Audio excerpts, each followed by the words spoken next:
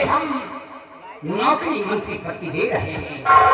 जीजा जी आप धन्य हैं, जीजा जी आप धन्य महान हैं। क्योंकि तुम्हारे हालातों को देखकर हमें अफसोस हो रहा है और तुम मेरे साले हो। हाँ जीजा जी, इसलिए मैं तुम्हारी हालातों को देखकर तुम्हें मंत्री का पद दे रहा हूँ। जी लेकिन बलवीर सिंह तुम्हें मंत्री का पद दिया है, लेकिन अच्छी तरीके से हमारी प्रजा को खुशहाल रखना, हमारी प्रजा को किसी प्रकार का कष्ट ना होने पाए। आपने हम पे विश्वास किया है और मंत्री का पद प्रदान किया है, जिसे मैं बड़ी जिम्मेदारी के साथ निभाऊंगा। आपकी प्रजा से कभी कोई शिकायत आने का मौका नहीं मिलेगा। बलवीर सिंह तुम्हें वो नौकरी मैंने दे दिया है मंत्री का, लेकिन एक बात तो भूल ही गई। कहिए राजन। इस वक्त हमारे बहादुर चंद्रराज मौजूद नहीं है। इस बात को उसे खबर नहीं है कि बलवीर सिंह को मंत्री का पद दे दिया गया है, क्योंकि मैं जब तक उससे कोई सलाह नहीं लेते कोई काम नहीं करते हैं, क्योंकि हमारे ईश्वर ने हमें कोई औलाद नहीं दिया।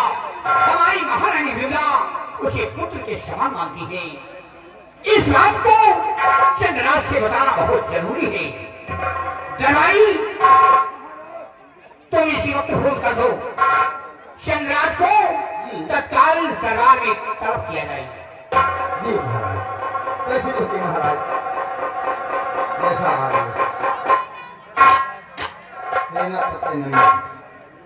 सेनापति नंबर है 98 38 12 15 70।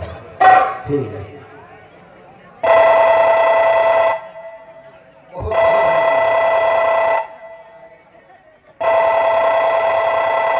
हेलो हेलो, कौन?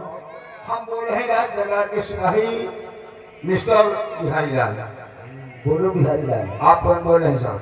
मैं सेनापति चंद्रराज बोल रहा हूँ। ओ सर नमस्ते। नमस्ते नमस्ते। कहो किस लिए फोन किए हो? फोन इसलिए किया है कि महाराज का हुक्म है, इसी वक्त आप सीमा बार्डर से सीधे राज दरबार में उपस्थित होइए। महाराज आपका याद कर रहे हैं, आइए राज दरबार में मिलिए आप। महाराज इस वक्त जी राजभवन में याद कर रहे हैं? जी ठीक है बिहारी लाल, हाँ, अगर ऐसी बात है तो हम तुरंत राजभवन में उपस्थित हो रहे हैं। आइए आपका इंतजार हो रहा है। Okay okay okay.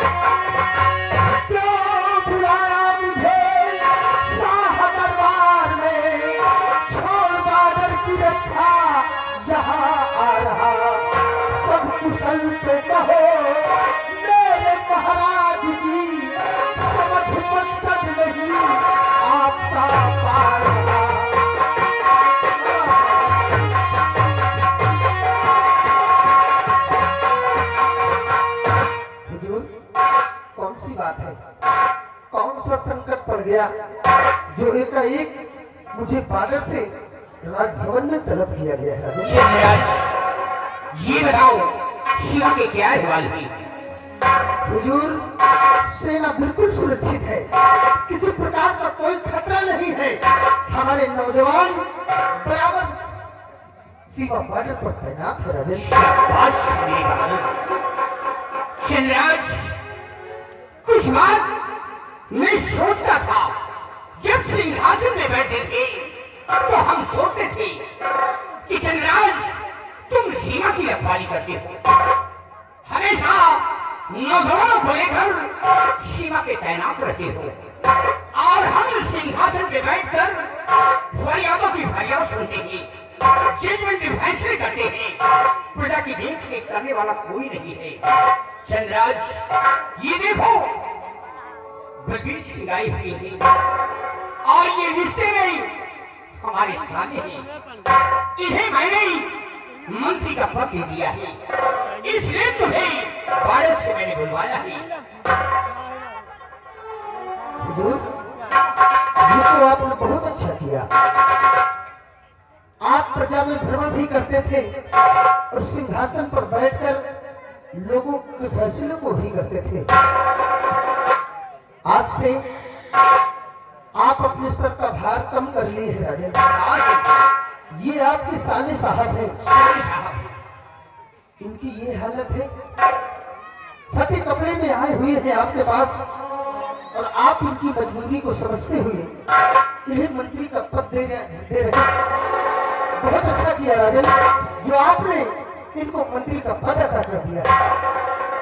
सिंहराज, अगर ये बात मैं तुमसे नहीं बता दी तो तुम्हारे दिल को ठेस पहुंचता।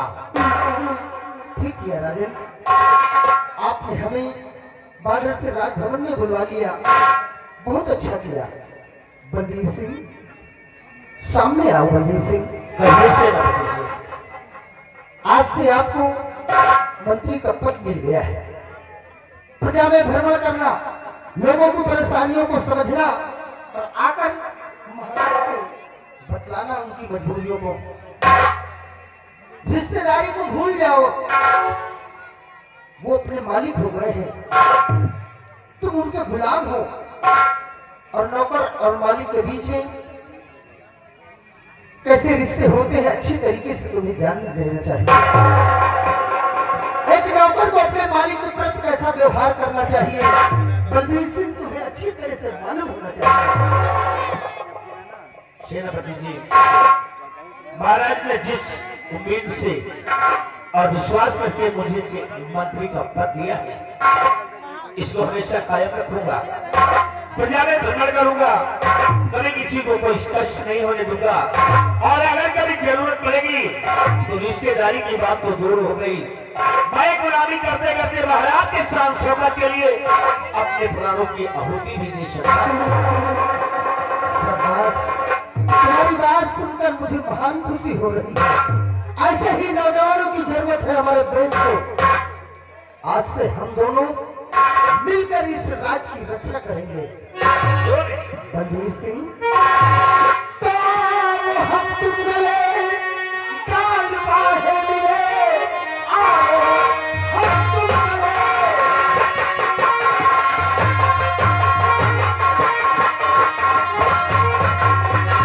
आओ हम तुम मिले, काल बाहे मिले, देख कर तुमको दिल खुश हमारा हुआ। आज से मंत्री पद भाई तुम्हें मिल रहा और सारी आवाम को एक सहारा मिला। आज से मंत्री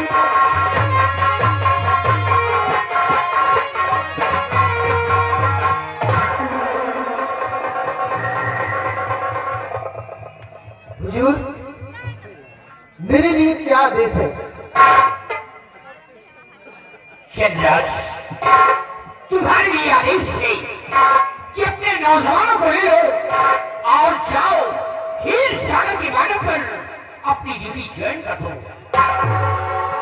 ठीक है राजन, वैसे आपकी यही मर्जी है तो इसी वक्त हम अपने नौजवानों को लेकर हीर सागर के सीमा पार पर तैनात हो जाते हैं। राजन सिपाही, आओ इसी वक्त चलते हैं और अपनी ड्यूटी कहीं और नहीं बल्कि हीर सागर के पीछे जो पहाड़ी है उसी पर हम कड़ा सा कड़ा पहरा लगाएंगे। इजाजत दीजिए।